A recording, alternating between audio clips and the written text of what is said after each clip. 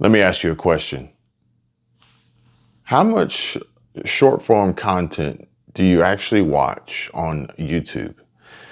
Because I was watching and or listening to one of Colin Samir's podcasts where they were interviewing the CEO, the now CEO of YouTube, Neal Mohan, and I hope I'm pronouncing his name correctly.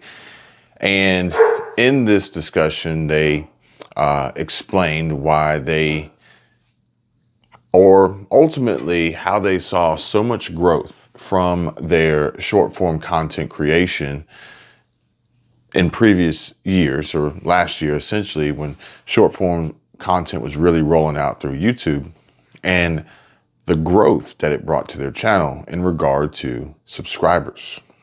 But they also explained how moving forward, they were pretty much pulling back away from short form content. And I think it all makes perfect sense. Now, granted, their reasoning behind it, their logic, I think was more of the fact that the short form content audience brought in by the algorithm would not be interested in their long form content.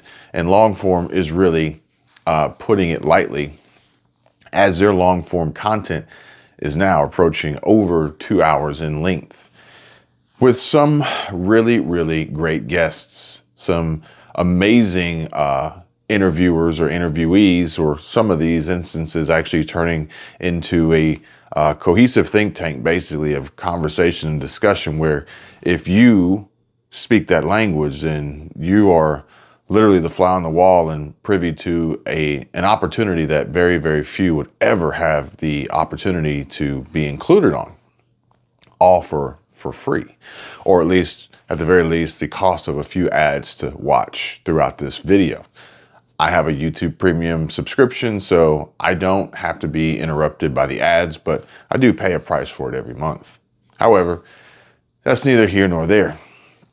I think the other reason behind it was the fact that they did question the future of short form content, shorts, monetization, and how lucrative this would be for creators in the future, and also promote and drive more creators to want to go down that path. Now, granted, Neal Mohan is working on ad products to incorporate and tie into YouTube Shorts, making it more advantageous and lucrative for creators to go that route opposed to long form. But in my opinion, I think Shorts has yet another problem, or at least downside. And also the main contributing factor, driving force behind why I deleted all of the shorts off of my channel. So a little bit of a backstory here. YouTube has been working on shorts. They had a creator fund to get it off the ground. They've gone from, I think 50 million views a day to like 70 billion views a day. They are literally taking over, coming after TikTok and Reels and whatever other platform, social media platforms out there. Their market share for this portrait 9:16 orientation content that is relatively short in length, but essentially packed, jam full of value or entertainment or whatever it may be. We can discuss that a little bit later as far as the purpose of YouTube, which could be knowledge and information, training, tutorial, how-to, news. The list goes on and on. But we can talk about that in future videos about who's your audience, who are you creating content for, who are you speaking to, what value proposition do you bring to the table, what value do you add. But unfortunately with shorts, the value add can be extremely limited, because in a short form video, there's less time available for now. Maybe shorts at some point in time will go down the route of TikTok and allow you to create this content longer than 60 seconds. Regardless, you already are attracting the attention of a viewer or the audience, your avatar essentially, that is not interested in spending a lot of time watching your video. They want it short and to the point. quick and fast and easy. And with that, if you're not explicitly clear in your message, much can be left to be desired and lost in translation. YouTube has essentially solved this problem by allowing and also limiting the only links possible on Shorts content to link back to related videos on the creator's channel. But unfortunately, I don't think YouTube has done a great job in explaining this to the creators and also to the viewers, which oftentimes those links go overlooked and no conversions are made, no clicks are executed. Therefore, some of these shorts can be misinterpreted as the viewer isn't aware, realizing that it's just a piece, literally 60 seconds or less of potentially a 2-hour long, amazing podcast and interview that they're ultimately going to miss out on. And then we have the titles and the thumbnails, which don't carry the same weight as long form videos. And this is in the way that browse is presented and search is conducted, which I highly doubt most people are searching and watching shorts, as well as the up next and recommended and suggested. And this, in my opinion, creates a low level of satisfaction amongst the audience in short form content created rather quickly utilizing AI tools. Now, if you want to go to the extreme and spend a lot of time and effort and energy and resources in creating short form content that can drive the point home in under 60 seconds, that's all fine and good and it's great. Maybe it helps you grow your audience significantly. But again, there's two downsides. One, the viewer who may be interested in the topic isn't interested in the length of time it would take to watch a long form video outside of the short that pulled them in.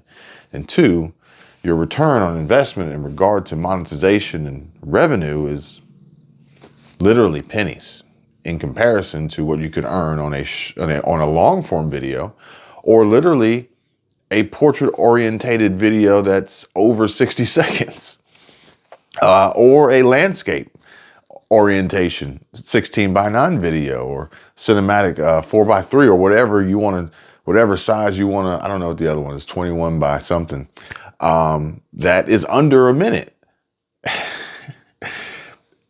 It is really, really unbalanced. It's really almost like not really well thought out. And granted, they're talking about how they are just in the infancy stages and the ground floor of this infinitely expanding and possibilities that can come from shorts in the future, as well as how they can tie it to monetization and create ad products and bring in more advertisers and more revenue and more spend and more businesses and more companies, and also keep the viewers interested and engaged. Because again, if you got a viewer who's interested in watching content for under 60 seconds, well, they're obviously not going to be interested in watching ads at all.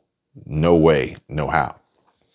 So in the end, when you put all these things together, shorts brings in an audience. It allows channels to grow. And this is a term, this is a phrase, this is a theory or ideology that a strategy that I've been hearing a lot about this year, 2023, about growing channels, growing channels, growing channels. But if you grow a channel using shorts just to grow a channel to gain more subscribers, what does that really bring you? What value does that really add?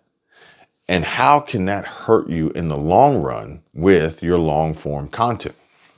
So when Colin and Samir say that they're pulling back on shorts and they're sticking to longer form content and essentially making their long form content even longer and seeing their viewer duration and watch retention increase, as well as their CPM and RPM go up with their revenue, it only makes sense. I mean, it's literally handed to you right there. The writing's on the wall. It doesn't make sense to do anything different. at least not now, today, at this point in time. But with that being said, shorts are still a useful tool. Shorts, long form, live streams, premieres, community posts, polls, quizzes, everything that YouTube offers is potentially another tool in your arsenal that you can use to help grow your business, grow your brand, grow your audience, your subscriber base, your following, your channel, and your revenue as well. Because we are all here for a particular reason. That particular reason could include the financial and fiduciary increase and advantages of utilizing this platform that they allow you to do for free. And then you can in turn earn a percentage or a split of the revenue earned through the ads displayed and products sold and links clicked, brought in by your audience of the content that you create. It's a beautiful plan, okay? And I do think that this plan is actually moving forward and progressing. But what I would like to do is continue to have these conversations about how that progress and how the changes of the future and how the new opportunities and tools and features and AI and tech and collaborative tools and everything that's coming out, how this can then be applied and used to benefit you the most. And this is not going to be a one size fits all. For some folks, growing a shorts audience is the only thing they have an interest in doing. And it works out for them. It works out really well for them. They're really good at it and their audience really enjoys it. And you know, it makes no sense to do anything otherwise. But others are not so much interested in doing that, but they're also interested in diversifying their content and diversifying their audience, but not to the point of which it then detracts and it hinders and it brings down their long form or their live streams or whatever else it may be. So I think there needs to be greater education from the viewer's standpoint of how shorts work and the links of related content and related videos in shorts, as well as where descriptions are and this, that, and the other, and understanding the titles and thumbnails of shorts so that you don't end up with a very, very low like rate and like percentage and a high dislike rate and ultimately drawing in the wrong crowd. Nothing draws a crowd like a crowd. And if you have a viral short that goes viral for all the wrong reasons, well, you've just grown a channel with all the wrong subscribers. And that's even worse than pulling in a bunch of new subscribers interested in you and the content that you create, the value that you bring, the information that you share, the stories that you tell, the topics of discussion that you have, only in shorter form. It brings in the complete opposite of people who ultimately dislike your content because they don't understand your content, because they don't understand how they're supposed to use these features and tools offered by YouTube, and it's just a downward spiral from there. So this is going to take some time. And much like everything else, not everyone is going to get it. Not everyone's going to be interested in learning or understanding. Not everyone's going to care. I get that. But for those who do, well, perhaps maybe this could be just another place, another forum, another roundtable where we can have these talks and chats and discussions to not only improve ourselves, but help others do the same. I think the more that others improve and the more we collectively improve this platform, the better it's going to be for all parties involved, all the way around. If you agree, smash the like button, subscribe, drop a comment. Let's chat. Until next time, you guys take care, be safe. I'll see you real soon. Bye.